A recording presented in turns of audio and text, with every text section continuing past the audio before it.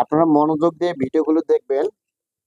আপনারা যদি মনোযোগ দিয়ে ভিডিওটা দেখেন অবশ্যই আপনারা সুন্দরভাবে এরকম করে আপনারাও কেটে নিতে পারবেন খুব সহজে। আমি হাফ বডি যে ইনার এবং হলো মেন পার্টটা সুন্দরভাবে আমি কেটে নিয়েছি। এখন আমাকে হেডটা কাটিং করতে হবে।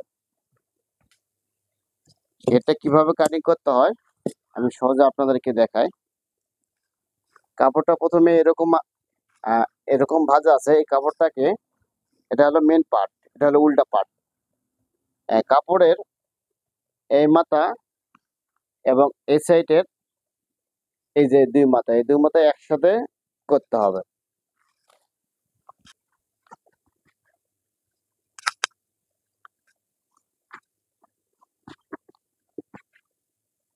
আমি দুই মাথা দেখেন খুব সহজে বুঝতে পারবেন। অবশ্যই ভালোভাবে ফলো করবেন। এই জিনিসগুলো আসলে আপনার টেনে টেনে না দেখে যদি আপনার প্রথম থেকে শেষ পর্যন্ত ভিডিওটা দেখে থাকে তাহলে সুন্দরভাবে শিখতে পারবেন। যদি টেনে টেনে দেখেন অনেক কিছু মিস করবেন, ইনশাল্লাহ অনেক কিছু আপনারা মিস করবেন। এটাকে আমি ডবল করে এরকম ভাঁজ করে নেওয়ার পরে এটাকে এই যে আমার ডান হাতের যে কোণাটা এভাবে এইভাবে ভাঁজ করে নিতে হবে। এই কাপড়টাকে সুন্দর করে ওরূপ করে নিতে হবে। দেখেন আমি সুন্দরভাবে এই কাপড়টাকে ওরূপ করে নিয়েছি। কাপড়টা এই কাপড়টা ওরূপ করার সময় আমাদেরকে যেটা খেয়াল রাখতে হবে সেটা হলো যে এই কাপড়টা এখানে ভিতর এবং বাইরে কাপড়টা দুটোটাই এক সমানভাবে থাকতে হবে।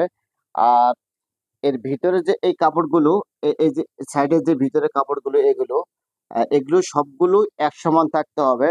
এখানে কোনোটা হলো কোনোটা টান, এভাবে করে আপনার কাটিং করা যাবে না। যদি এভাবে যদি আপনারা একটু না দেখে যদি আপনার এই নিচের কাপড়গুলো দেখে যদি না কাটিং করে নেন তাহলে এটা আপনার সেলাই করার পরে এক পার্ট বড় এক পার্ট ছোট হয়ে যাবে। এটা কোনোভাবে মিলবে না এবং এই অবস্থায় যদি সেলাই করা হয় তাহলে কখনো এই জামাটা সুন্দরভাবে ফিটিং হবে না। তাহলে আমি এটা সুন্দর করে ভাঁজ করে নিয়েছি। এখন আপনাদেরকে যে ইনারটা কেটে নিয়েছি ইনারটা এটার উপরে রাখবো।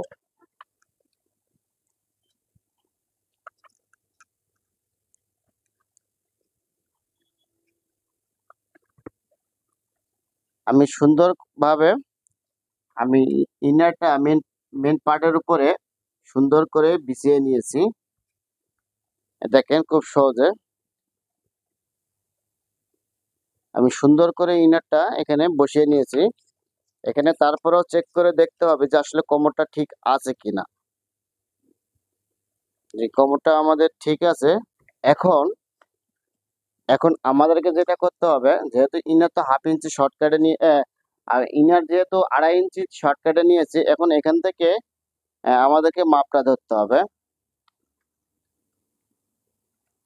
এখানে 14 ইঞ্চি মাইনাস করার পরে এখান থেকে 14 ইঞ্চি ধরতে হবে।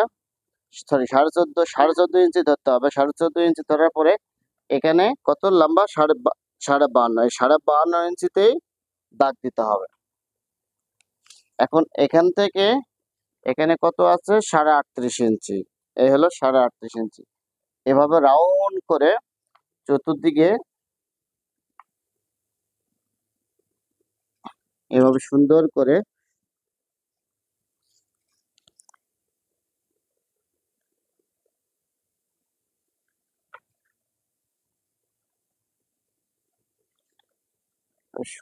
করে দাগ দিয়ে নিতে হবে।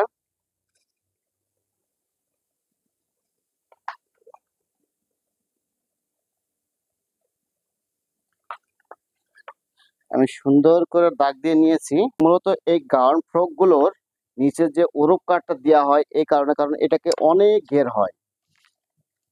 এখানে অনেক বেশি ঘের করার কারণে এটাকে আসলে মূলত আপনার এই শেপটা দেওয়া হয়। এখন সুন্দর করে আমি সাইডটা সুন্দর করে ভাবে কেটে নিতে হবে।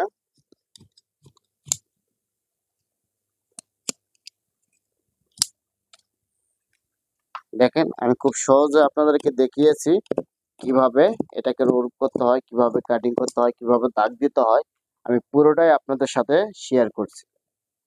আপনারাও এভাবে সুন্দরভাবে ফলো করে আপনারাও এভাবে সুন্দর করে এই ঘেরটা কাটিং করে নিতে পারেন।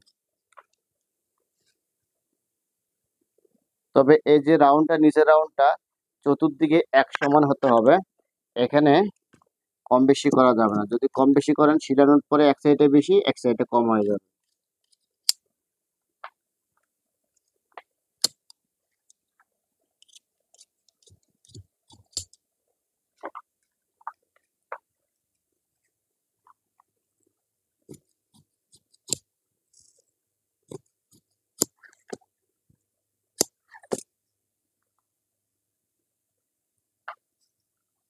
দেখেন এটা হলো ইনার, এটা হলো বডির হলো মেন পার্ট। দেখেন এখানে অনেক ঘের করে নিয়েছি। দেখেন এখানে অনেক ঘের।